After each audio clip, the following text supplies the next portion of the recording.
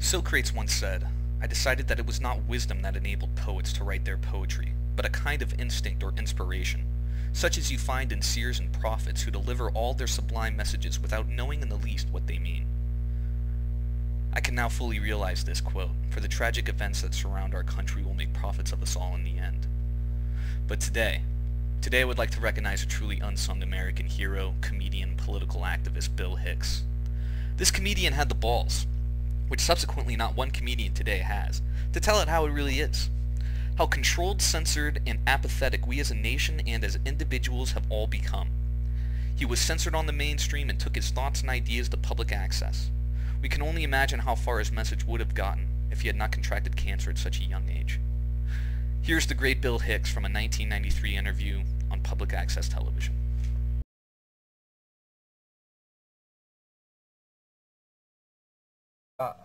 The point I'm making is about the idea of freedom of expression, and I believe that that there's this agenda in mainstream media, and I think it's fairly easy to back this up, to keep people stupid, docile, and apathetic, and therefore the elite who own these corporations and the families that own the corporations, even fewer people, their agenda is to keep us stupid and apathetic. That's why I love public access. And again, thanks for having me on. Oh, thank you for coming out. I appreciate it.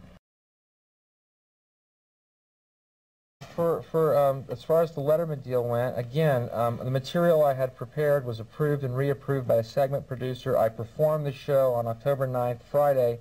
The show was filmed and taped, and when I got back to the hotel, I was given a call by the producer saying we have to excise your entire segment from the show. When I asked him why, he said, "CBS, I love this, standards and practices." Don't you love these networks have standards? Yeah, well, what is it, when you're airing beer commercials 24 hours a day with half-naked women with the beer in their crotches? What standards do you have exactly? Anyway, they deemed the material unsuitable for the audience. In other words, here's what they're saying: you are a contemptible herd. You will not be able to comprehend these are jokes or ideas, simply. That's all they are. And you, the contemptible herd, must be kept from one man stating his ideas, because if one man does it, well, that might inspire other people to go, you know what? I have some interesting ideas too, which I've never had confirmed. But I'm not afraid to state them anymore. They want you to be a docile, apathetic herd of consumers, of corporate products. That's what happened on Letterman. No sour grapes on my part. Again, I think it's rather a badge of honor. On the very same stage, Elvis was censored from the waist down. I was censored entirely.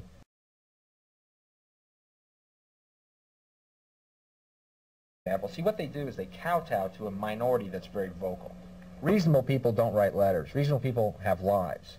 Reasonable people know it's just a joke. Reasonable people know it's just TV. They know they can change the channel or they'll wait and something else will come on. Sure. See, reasonable people don't get it active. It's these minorities, these fundamentalists who are totally organized, and they are a minority, and who are the ones trying to set this agenda for America.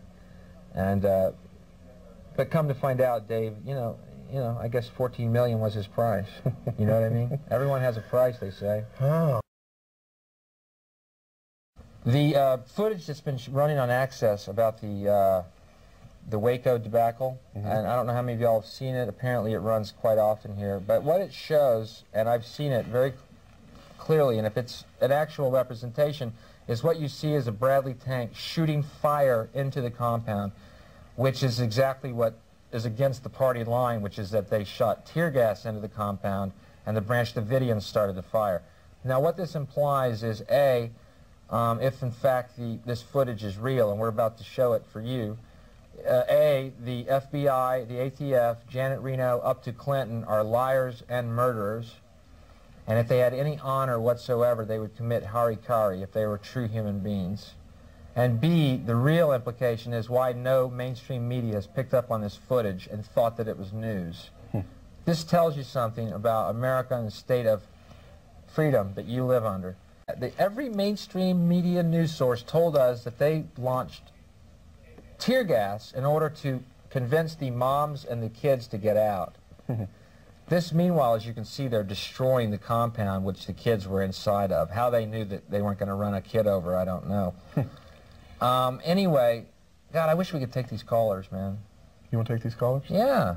But anyway, let's think of what that implies. The fact that no one has picked up on this news story except public access, A, and B, that the ATF and FBI are liars and murderers, and if they had any honor, if they were truly human beings, they would commit suicide and explain their role in this murder and mass murder of innocent children and women.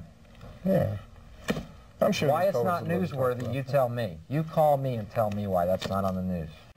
What'd you think about that Waco footage? You see that fire? Yeah, finally. I'd never seen that before. I saw most of his access show, you know, where he was in Waco, but I didn't catch that scene. That's the first time I'd ever seen that footage. Yeah, isn't that wild? That happened to come out here after we went to Waco. I have nothing to do with the production of that. Okay. That's just something that's been running on access. Let's make that perfectly clear. Perfectly clear. But I do agree with you.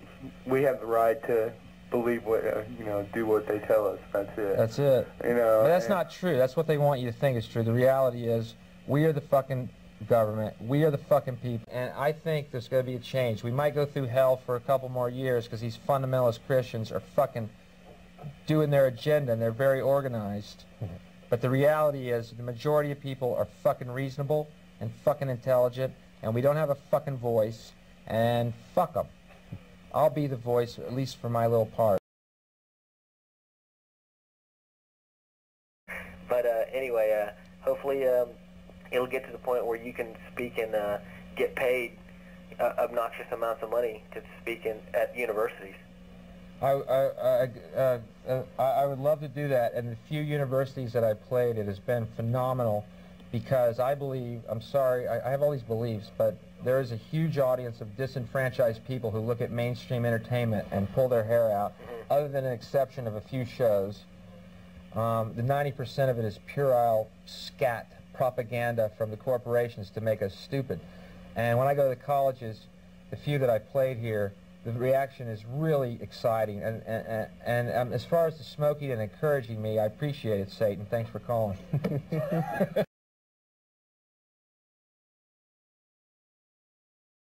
The world is like a ride at an amusement park, and when you choose to go on it, you think it's real, because that's how powerful our minds are. And the ride goes up and down and round and round. It has thrills and chills, and it's very brightly colored, and it's very loud, and it's fun for a while.